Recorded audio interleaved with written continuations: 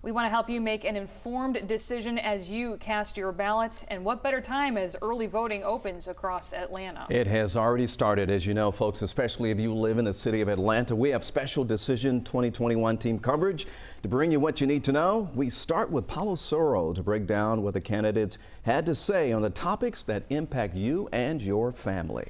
Yeah, well, Ron, one of the main issues focused on tonight included crime. So we asked them about how they plan to prevent it, as well as their opinion on whether Buckhead should become its own city. A common theme among many candidates, putting officers back out on the streets. Atlanta City Councilman Antonio Brown said he'd bring in mandatory retraining. A community policing unit that will require our officers to get out of their cars and start rebuilding the relationship. Public policy attorney Sharon Gay focuses on supporting officers. Give them the right training, make sure they have the right equipment and the right support, and hold them accountable. Businesswoman Rebecca King wants to tackle recidivism and work with at-risk youth. A similar plan Atlanta City Council President Felicia Moore also has in mind. After-school programs, summer job programs. These kids want to make money. City Councilman Andre Dickens says investing in technology, including new streetlights, cameras, and license plate readers, is important, while former Atlanta Mayor Kasim Reed says he's going to keep all recreation centers open 6 days a week until 7 p.m. and we're going to provide meals, tutorials, and access to technology, and teen crime and violence are going to drop. As for Buckhead becoming its own city, common ground was that it should not. This is not a solution. You will be purchasing schools. You will be purchasing and making police departments. Children will be who suffers the most. I'm talking about the Atlanta public school system, which will have a $230 million deficit if that happens. Another memorable moment of the night, a back and forth between Moore and Reed when being asked about the affordable housing crisis. Ms. Moore voted repeatedly to raise property taxes. You make a tough decision to keep our city going, so then when Mr. Reed got in office, there was money for them to be able to operate and keep our city safe.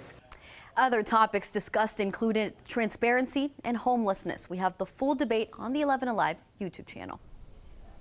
And members from the organizations that helped sponsor the debate tonight held a watch party in downtown Atlanta. Letitia Lance picks up our team coverage live there tonight. Letitia. Yeah, Kristen, members of these groups represented by the 100 Black Men of Atlanta, the Emerging 100, and HYPE, just to name a few, contributed questions to the debate tonight. They want the next mayor of Atlanta to represent all of Atlanta's diversity and also engage in more than just policies.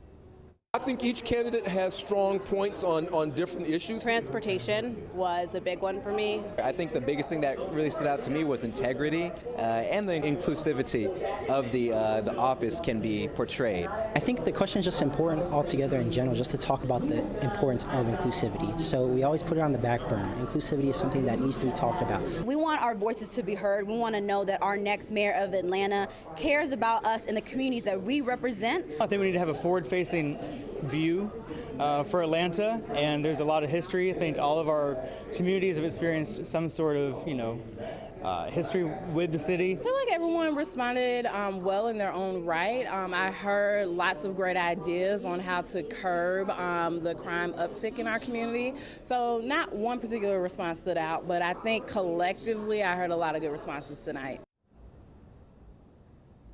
And I tried really hard to see if there was a front runner for anybody here tonight, but they held their poker faces. They held onto those poker faces pretty tightly. And most of them all said that they are still listening and learning from all the candidates up until Election Day, Kristen. Yeah, keeping those election decisions close to the vest. Letitia, thanks so much.